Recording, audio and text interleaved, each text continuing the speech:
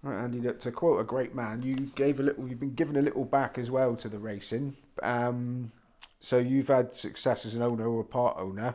Little Rockefeller would have been the latest one that people would have seen you in the winners' enclosure. Tell us a bit about your ownership Um, escapades.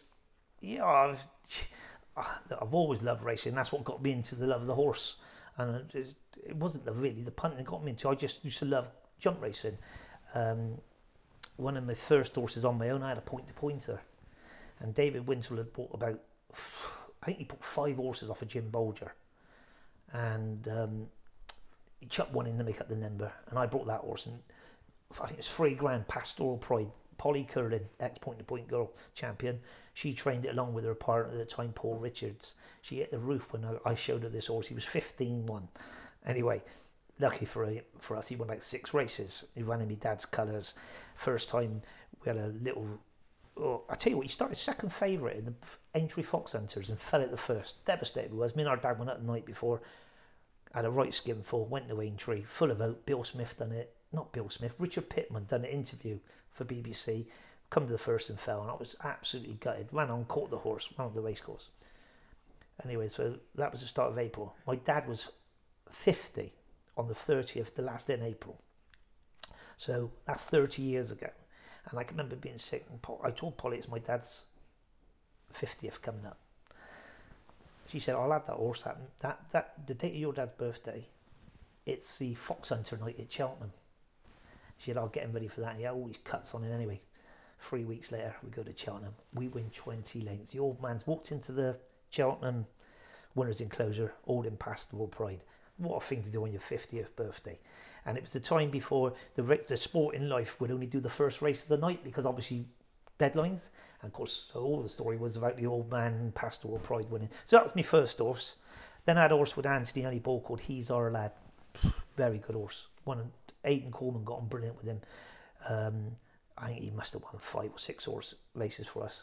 Then we come on to Little Rockefeller. Well, I was lucky there because a friend of mine, Steve Higgins, who works out in Hong Kong, he used to ride out once or twice a week for Richard Hannon. Always said to me, this horse would be a lovely hurdler, big horse, and he wouldn't go in the stalls.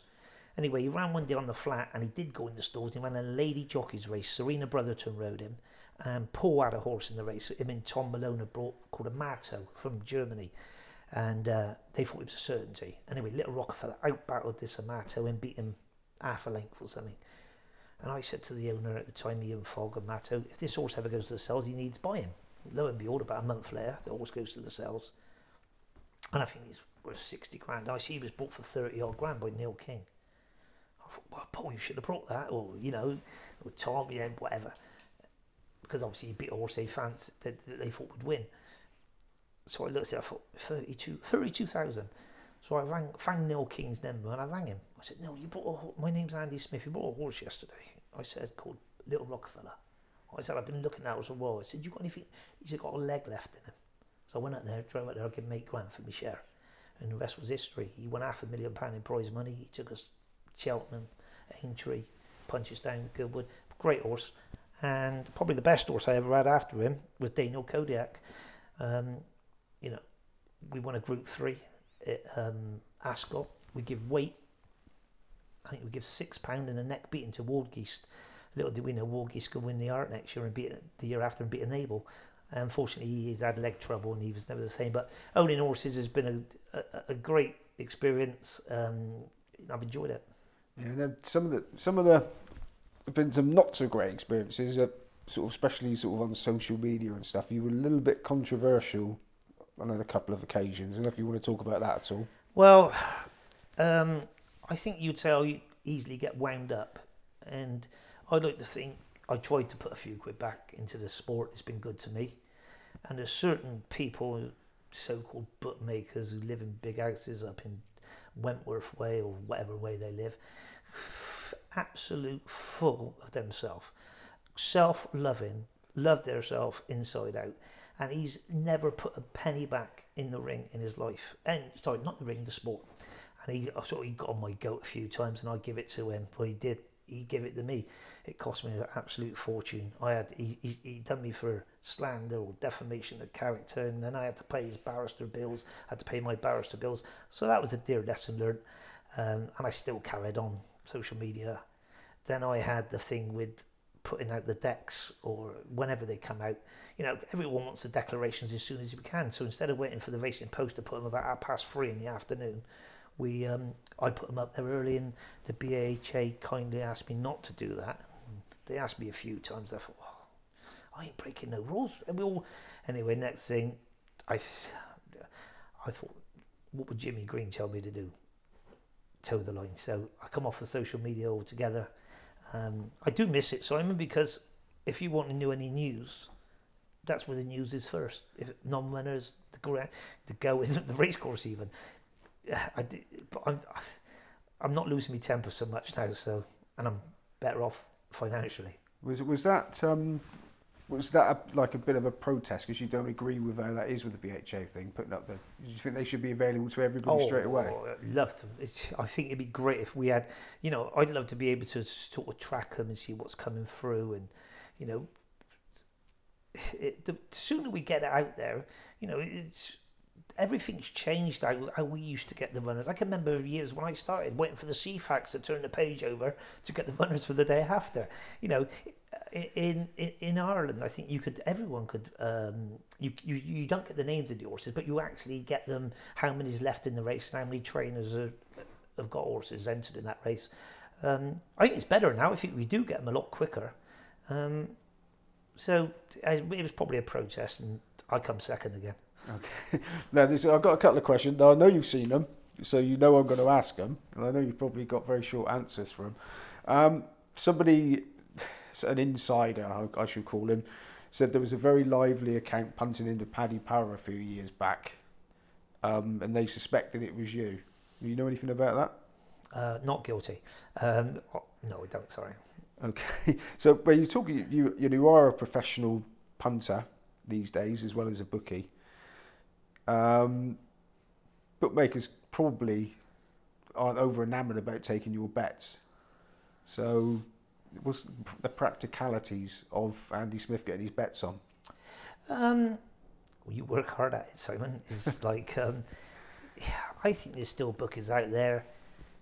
You can go to the shops and have a bet, you know. And lucky enough, Hills, especially even Betfred, have got their prices out.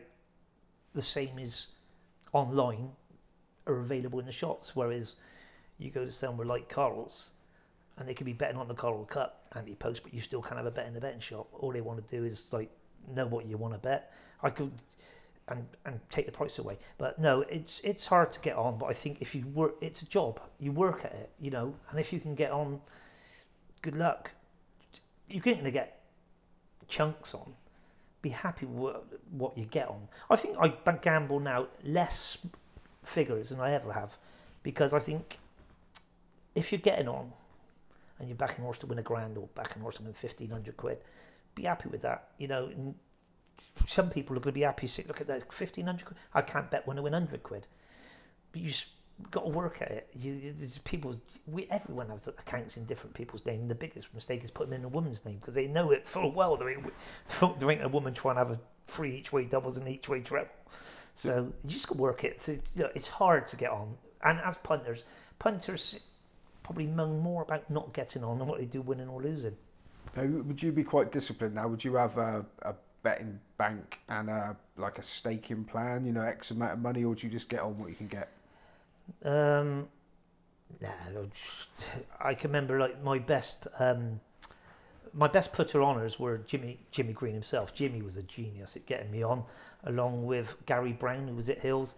Those two were my best ever people at getting on. Jimmy was nobody would come near him. I can remember giving Jimmy money for horses, and I had a golden run for 4 or 5 years. And I think he used to give Sir Peter O'Sullivan a few quid of mine to get on with Ladbrokes. And one little story, if I got time to say this, I can remember Jimmy when he used to have the betting shop manager of the year, and there was a guy at London Way won it.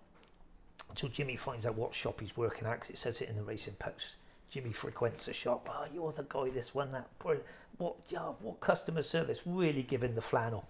Next thing, Jimmy's gone in for me, 300 quid each way, 20. He likes Jimmy the geezer. He's gone bang. He's laid Jimmy the bet. I think next day Jimmy's gone and won it about 5.5. Jimmy's gone to draw. Gladly don't come back to the shop anymore. It was the funniest thing you ever seen. Betting shop manager of the year 1 minute. We've had him for a few quid the next. It was a burst. But you work hard at putting on and you get people that's good. I'd say Jimmy was the best. Gary Brown was brilliant for me as well. And would you go racing when you're not betting in, as a bookie and stick on? Is it going on course? Anything you would still do? I feel on course is getting stronger. But I don't know, people get fantasies how much I'm having on. I like to go racing for a day out. Like a lot of people, we got our phones and we have a bet on our phones, or we play on the exchanges. It's hard for them bookies out there on course now. You know, they've got a lot to compete with. Look, like, you see the offers we had this weekend, Grand National weekend, what the extra places we had, and they've got a lot of expenses, and you know, and they have got it tough. But if I go racing, it's generally for a day out, and I love to go to Wincanton. That's we used to walk in the door at Wincanton. You turn right to go to the betting ring, and left to go to the bar. I tend to be turning left too many times now.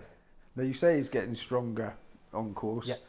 Second last question. This is: can you see yourself ever reinvesting in the betting ring again, as in not betting but buying pitches and expanding again? No. I think I'd still like to go in the summer. And as I said earlier, I've rented that pitch at Epsom. But I don't think I'd ever want to put any money back into big pitches. Look, I brought the 3 girls up. As you well know, 3 of my daughters all work in the betting ring. Jessica's very good, Emily and Olivia. And Peter, my brother, used to work for me. Lucky when John Hooper brought my pitches. John is a gentleman and give them all a job. So first of all, as a bookmaker, you need good staff. And the hardest staff to get are honest, hard-working staff. And I know all my kids are all honest and hard-working. So you can't get the staff, it's not worth going. So no, I think I'll still go the odd days when the weather's nice. But I can't see me buying pitches again, Simon. Okay, and finally, you know, still a relatively young man these days, nearly 60. What's the future hold? Hopefully carry on punting, enjoying it, trying to back the winner, keep writing those losing days in your diary. I'll still go my odd days bookmaking. I'd like to think I go to Portugal quite a bit. I'm off. I was there last week. I'll go again next week. I'd love to go racing. It's still probably my favourite day out. My favourite day out is point to pointing. Now, you've been a point to points, and everyone seems to love it as long as it ain't tipping with rain. No, I think I've had the best year, Simon. The game's been absolutely brilliant to me. I've punted all my life. I've won a few quid and I've lost a few quid. Would I change the thing? I think I would be less controversial. I think I would do exactly the same. And I think I'd kick on a bit more as well. When I was in the middle of those good runs, I think I was a bit careful Charlie. Like, you know, looking back, you got to know when to give the ball a kick and know when to take it away. Brilliant. Andy Smith, thank you very much. Thank you.